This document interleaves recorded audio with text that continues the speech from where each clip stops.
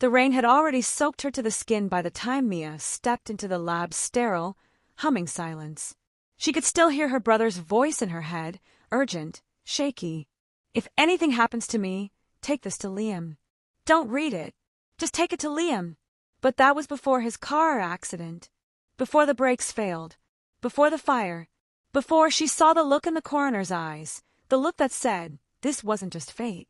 Now she was standing in front of Liam Hart. Cold. Brilliant. Barely human. Her brother used to say Liam didn't feel anything. That he was more processor than person. You shouldn't be here, he said without looking up, adjusting the beakers on his workstation. They'll come after you too. Mia's fingers trembled as she pulled the now wrinkled envelope from her coat. Her voice was barely above a whisper.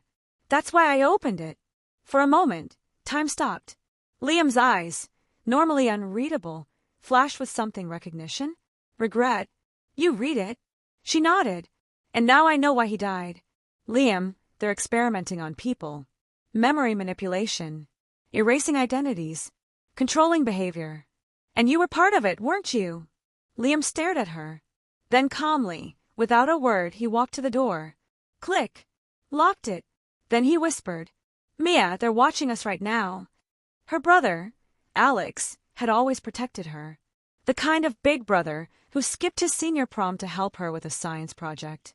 He was gentle, loyal, bright, but he was also stubborn. And when he started working as a data engineer at NeuroCore, he started noticing anomalies, files that didn't make sense, footage with missing timestamps, people showing up with cleared histories. Mia remembered the first time he mentioned it.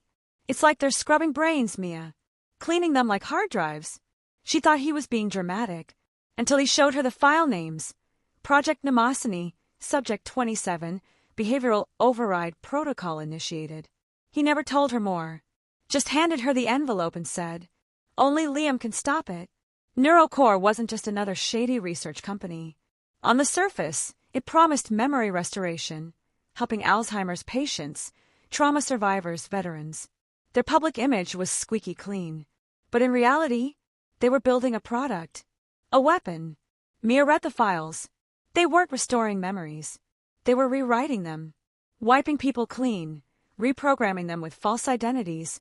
And selling them, yes, selling them as perfect, obedient workers, security guards, even political pawns. Some subjects had no idea who they used to be. And Liam, he helped build the tech. Mia's hands balled into fists. Why did you help them? She asked, voice cracking. How could you let them erase people? Liam didn't flinch. I thought we were helping. Restoring minds. That's what they told us. Until they pushed me out. Told me I was a threat to the direction of the project. He paused. Your brother came to me 6 months ago. He found what they were really doing. I told him to walk away. He wouldn't. So they killed him. Mia felt like she couldn't breathe. So what now? She asked, stepping back. You just go on pretending this didn't happen. But Liam looked different now. Not cold. Not robotic. Hunted. No. I've been building something. A failsafe. A virus that can expose everything. Every file. Every experiment. Every transaction. But I needed the authentication code. He pointed to the envelope. Your brother had it. Over the next 48 hours, Mia stayed hidden in Liam's lab, barely sleeping. Together, they worked in silence, breaking into NeuroCore's encrypted servers, feeding the virus, timing it to detonate during the company's global investor summit.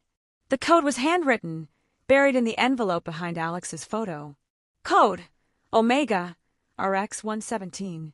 Access route: time bomb, 72 hours. Each keystroke felt like a heartbeat. Each line of code brought her closer to justice, to vengeance.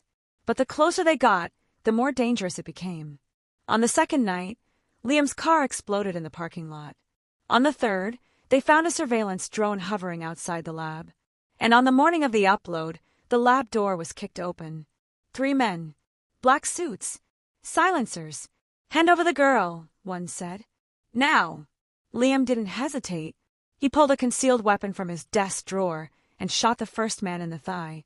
Run! He shouted at Mia. She didn't look back. Mia sprinted through the back exit, heart thudding, laptop clutched like it was her soul. She ducked into an alley, accessed a secured hotspot, and initiated the final protocol. Execute Omega, RX-117. She hit yes. Across the world, screens flickered. Investor presentations froze. Encrypted footage surfaced online. Terrified test subjects strapped to chairs, begging for their names. Executives discussing quotas for memory resets. Transactions showing the sale of modified assets to private contractors. The fallout was nuclear. NeuroCore stock plummeted.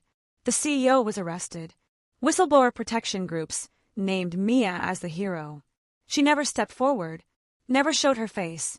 But Liam, who survived the attack, did. He testified, gave Alex credit, and the world finally saw what her brother died to protect. If this story gave you chills, smash that like button and tell us in the comments. Would you have opened the envelope? And if you want more stories where justice hits hard and revenge tastes sweet, make sure to subscribe and turn on that notification bell. You never know who's watching or what they've done.